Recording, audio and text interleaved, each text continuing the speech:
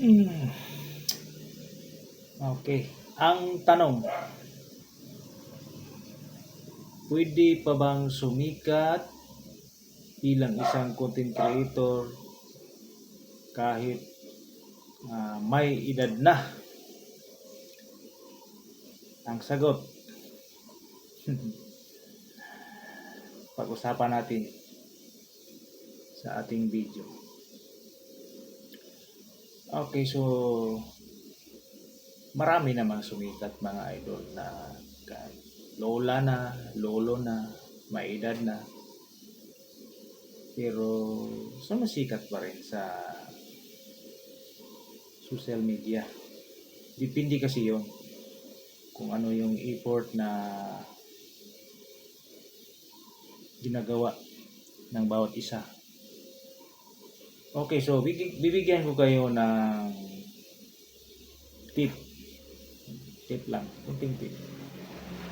Una is experience. So kung ano yung experience mo sa buhay mo, joker ka man, magaling ka mag-advise, o ano yung mga natutunan mo sa buhay mo, pwede mo yung gamitin bilang isang content. Kung ano yung hilig mo ba, pwede sa pagluluto, kung mayroon kang skills na natutunan, pwede mo rin i-share yan dito sa social media. So, pwede ka pa rin magiging isang successful na content creator. Sa palagay ko, no? Hindi naman tayo magaling, hindi naman tayo expert sa ganun. Pero, yun lang yung napapansin ko. No? Base din sa mga natutunan ko sa iba. No? So, second is,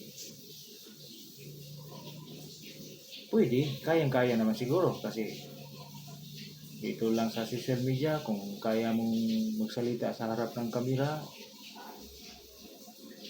original yung boses mo, kayang-kaya naman, no? Yun yung isang tip, mga idol. So, pangatlo, yung sense of humor, no? Napapansin mo yung iba mga content creator dyan, kahit hindi gwapo, hindi maganda, pero biroon mo, sumikat sila kasi mayroon silang sense of humor, no? Ganun kasi yun. Sa palagay ko lang, no? Kasi pag engaging yung video mo, susundan ka ng viewers mo, tatapusin yung video mo, emosyon yun eh, no? Ganun yun. So, hindi hadlang ang edad kasi walang expiration date bilang isang content creator. So, ganun yun, no? Natural at mayroon kang humor. Paano mo ma-hook? Kaya nga tayo, kasali na ako doon. Yun yung kulang siguro natin. Yung pagiging natural lang ba? Bihira lang akong makipag-usap sa camera kasi yung unang point ko dyan, baka mabasa ko, ma-stress ako, pero wala tayong magawa dyan kapag ganyan yung isipin natin. Then lastly is authentic. Mayroon kang originality ba? Hindi yung palagi ka lang kumukuha ng video sa ibang content creator, no? Ayaw mong magsipag, ayaw mong gumawa ng paraan para makilala ka.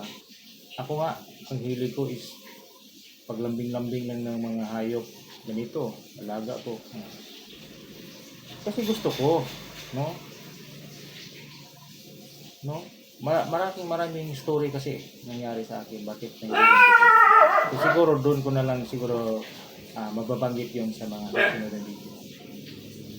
Yun lang po. Thank you sa panunood.